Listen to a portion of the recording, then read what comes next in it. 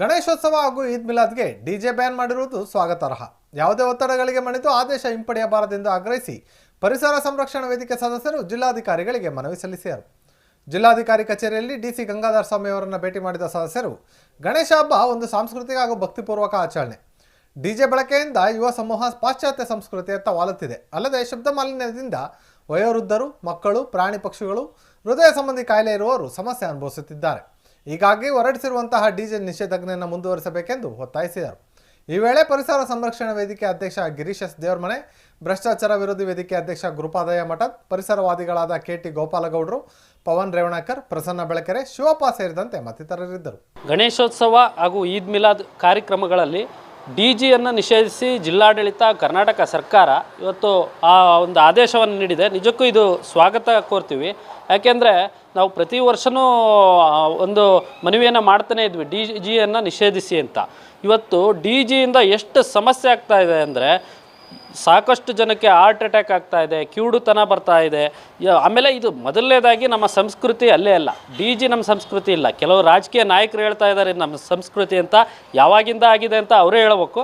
ಯಾಕೆಂದರೆ ಇವತ್ತು ಹೇಳ್ತಾರೆ ಇದು ಡಿಜಿ ಇಲ್ಲ ಅಂದರೆ ನಮ್ಮ ಹಬ್ಬನೇ ನಡೆಯಲ್ಲ, ಇದನ್ನು ನಿಷೇಧಿಸಬಾರ್ದು ಅಂತ. ಮುಂದಿನ ದಿವಸ ಹೇಳ್ತಾರೆ ಇಲ್ಲ ಅಬಕಾರಿ ರಜೆ ಮಾಡಿಬಿಟ್ಟಾರೆ, ಅದು ನಮ್ಮ ಸಂಸ್ಕೃತಿ, ಮುಂಚೆ ಸುರಪಾನ ಇತ್ತು ಅದನ್ನೂ ಅಲೋವ್ ಮಾಡಬೇಕು ಅಂತ ಹೇಳ್ತಾರೆ.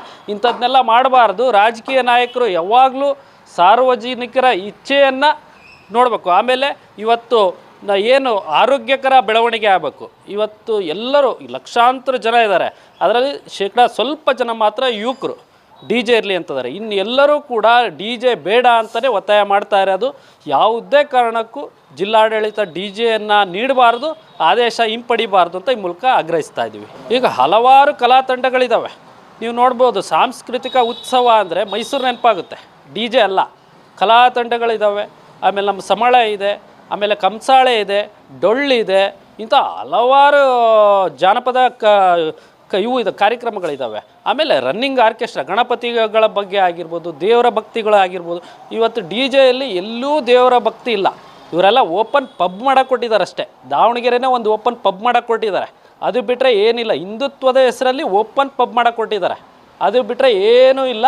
ಆದ್ದರಿಂದ ಯಾವ ಮಾತಿಗೂ ಜಿಲ್ಲಾಧಿಕಾರಿಗಳು ತಲೆ ಕೆಡಿಸ್ಕೋಬಾರ್ದು, ಇದನ್ನು ಆದೇಶವನ್ನು ಹಿಂಪಡಿಬಾರ್ದು ಅಂತ ಈ ಮೂಲಕ ಆಗ್ರಹಿಸ್ತೀನಿ.